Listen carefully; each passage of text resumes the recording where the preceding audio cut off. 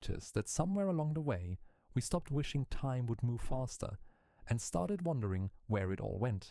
When we were kids, time felt endless.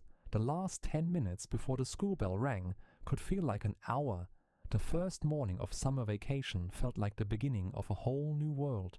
There was always another adventure waiting outside, another game to play, another afternoon that seemed like it would never end. But somehow, life changed. It feels like we were just celebrating New Year's. The photos are still on our phones. The goals we promised ourselves at the beginning of the year are barely started. Yet somehow, another year is almost gone. Nothing about time has actually changed. A day is still 24 hours. A year is still 365 days. The Earth hasn't started spinning any faster. So, why does life feel like it's been put on fast forward? For a long time, I thought it was simply because I was getting older. But eventually, I realized something. Maybe it isn't time that's changing. Maybe it's the way we experience it. Think back to when you were younger. Life always seemed to have something waiting around the corner. Friday meant freedom. Birthdays couldn't come soon enough. Summer vacation felt magical before it even began. Sometimes the biggest excitement was simply waiting for your friends to knock on your door so you could spend the afternoon outside together. Back then, we weren't waiting for time to pass. We were waiting for life to happen. As adults, that feeling quietly fades. Our calendars fill up. Responsibilities replace anticipation. Monday turns into Friday.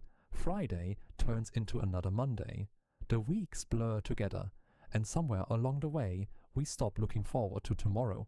Not because life has become hopeless, but because it has become predictable. Maybe that's when time begins to accelerate.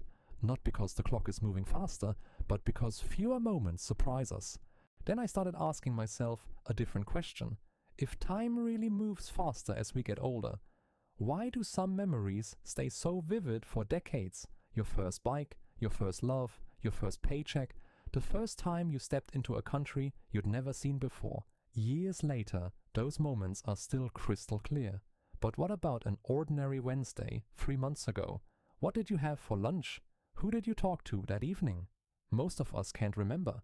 Not because our memory is failing, but because those ordinary days never left much of a mark. And that led me to a thought I had never considered before. Maybe what disappears isn't time itself.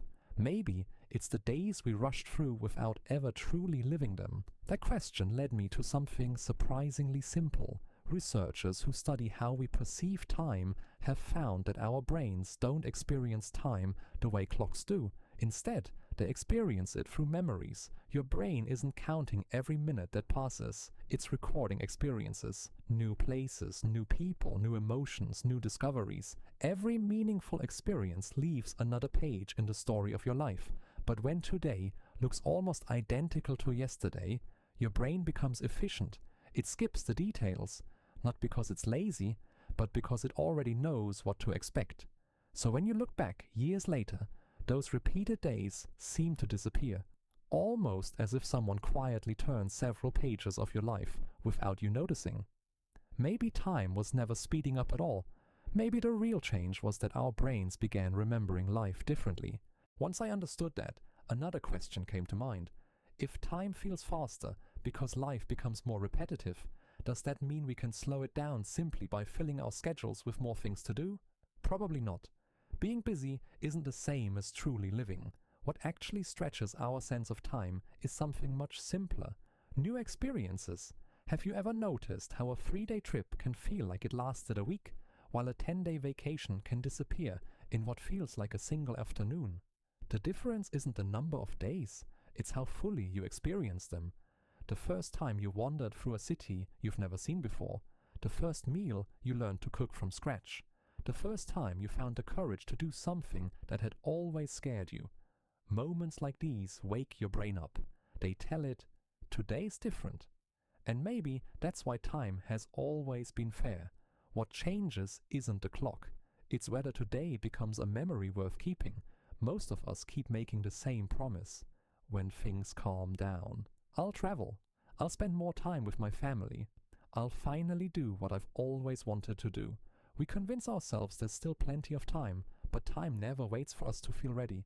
Our parents grow older, children grow up, friends slowly build lives of their own, and one day, almost without noticing, we become the adults we once imagined were so far away. Some conversations happen for the last time without us realizing it. Some places are visited only once. Some opportunities quietly disappear.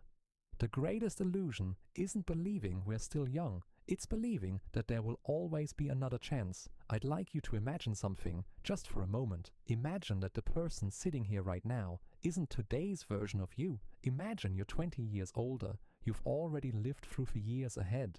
You've experienced moments of joy and moments you wish you could have held on to just a little longer. Then, somehow, you're given one impossible gift, a chance to come back to today. You open your eyes, everything looks ordinary.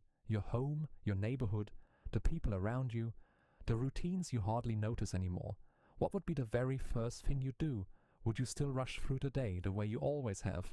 Or would you slow down, share one more meal with someone you love, watch one more sunset, have one more conversation that actually matters? Or simply appreciate the fact that today still exists? Maybe that's when you'd finally realize something. The thing we've been trying to get back was never time itself. It was all the ordinary days we had before we understood how precious they really were. Because the day you're living right now may be the very day your future self would give anything to experience again. Psychology can't stop time. Neuroscience can't turn 24 hours into 48. But together, they remind us of something we often forget. The way we experience time isn't measured only by clocks. It's measured by the memories we create. Maybe the goal was never to make life move slower. Maybe the goal is to live deeply enough that time leaves its mark. To let dinner become more than another meal. To let a walk become more than simply getting somewhere. To let an ordinary afternoon become a memory you'll still smile about years from now. Because when you look back on your life, you probably won't remember how many emails you answered or what day of the week it was. You'll remember a smile, a conversation, a hug, a journey, or maybe just one quiet moment when you finally realized what it meant to truly be present. So perhaps the real question was never, why does time go by so fast? Maybe the better question is this: will today become a day your future self is grateful you truly lived? The world is vast. There are countless answers, but the questions we choose to ask are often what change us the most. This is Mind Research Lab. I'll see you in the next journey.